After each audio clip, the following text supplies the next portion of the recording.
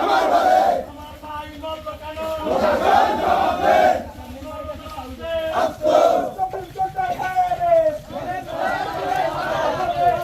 যে মাস্টার হবে বিশ্বাস চাই, আমি ফাঁসি চাই, বিশ্বাস চাই, বিশ্বাস চাই, ফাঁসি চাই, বিশ্বাস চাই, ফাঁসি চাই।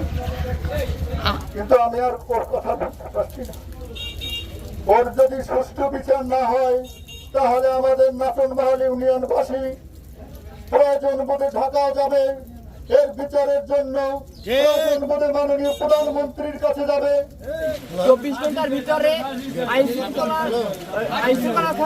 আমার আবেদন, বাংলাদেশ সরকার প্রধানমন্ত্রী তারেক রহমান এর কাছে, স্যারের কাছে আমার আবেদন, আমার ভাইয়ের হত্যার দাবি জানাতে আছি। আর এই জানি ফাঁসি হয়, যারা এই কাজ করছে তাদের জানি ফাঁসি হয়।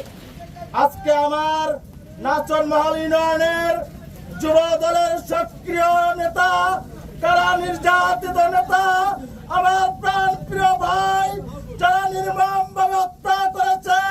আপনারা জানেন কিছুদিন আগে আমাদের মানসিক ভারসাম্যহীন ব্যক্তিকে নাচনমহলে খুন করা হয়। এর রেশ কাটতে না কাটতে আজকে আমার ভাইকে নির্মমভাবে হত্যা করা হয়েছে।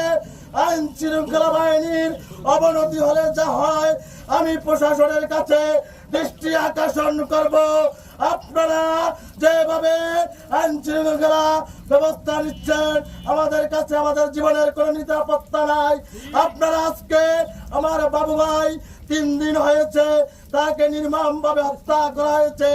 আপনারা প্রশাসনিক ভাবে কোনো ধরনের ব্যবস্থা গ্রহণ করেন নাই। আপনাদের কাছে উদাত্ত আহ্বান জানাই, আপনারা যদি আগামী 24 ঘন্টার মধ্যে গ্রেফতার না করতে পারেন, আমরা এই সাধারণ জনগণকে নিয়ে আমরা কিন্তু আপনাদের থানা ঘেরাও করতে বাধ্য। ও যতটুকু পেরেছে ততটুকুই কাজ করেছে। বিশেষ করে আজকের আমরা এখানে ঐক্যবদ্ধ হয়েছি। আমরা এই ঐক্যবদ্ধের মাধ্যমে, এই মানববন্ধনের মাধ্যমে আমাদের জেলা প্রশাসক মহোদয়, ইউনো মহোদয়, থানা নির্বাহী